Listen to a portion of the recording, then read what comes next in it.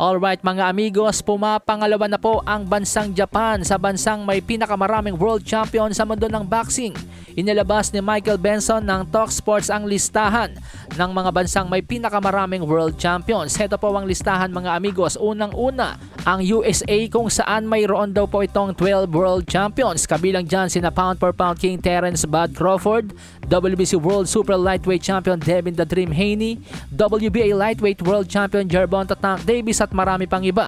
Pero ang agaw pansin sa lahat ay ang world domination ng bansang Japan sa mundo ng boxing, kung saan sinasabing meron daw po itong 9 na world champions sa kasalukuyan.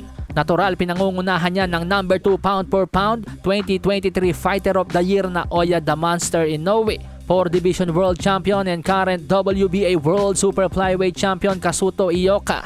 Also, 4 Division World Champion and newly crowned WBO World Super Flyweight Champion Kosei Tanaka, WBA and WBC Unified World Light Flyweight Champion Kenshiro Teraji, newly crowned WBC World Bantamweight Champion Junto Nakatani. Panalo rin ito kahapon mga amigos kontra sa boksingerong tumalo kay Nonito Donaire na si Alejandro Santiago. Tinalo po ng undefeated and now 3 Division World Champion Junto Nakatani itong si Alejandro Santiago via impressive 6-round TKO kahapon.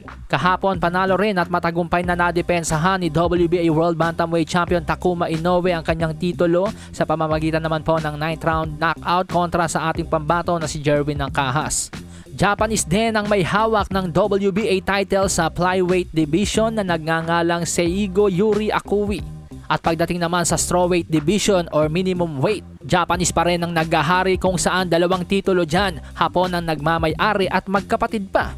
Si Yudai Shigioka ang nagmamay-ari ng WBC World Minimum Weight title at si Jinjiro Shigioka naman ang nagmamay-ari ng IBF World Minimum Weight title.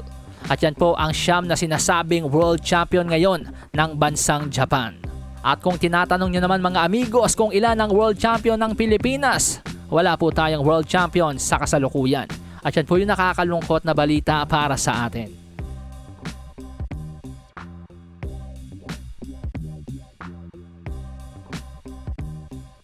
Malasahin ang baraha, patunayan mo sa'kin ha. Sino man ang mabunot na kalaban, di ka tatakbo ha. Sabay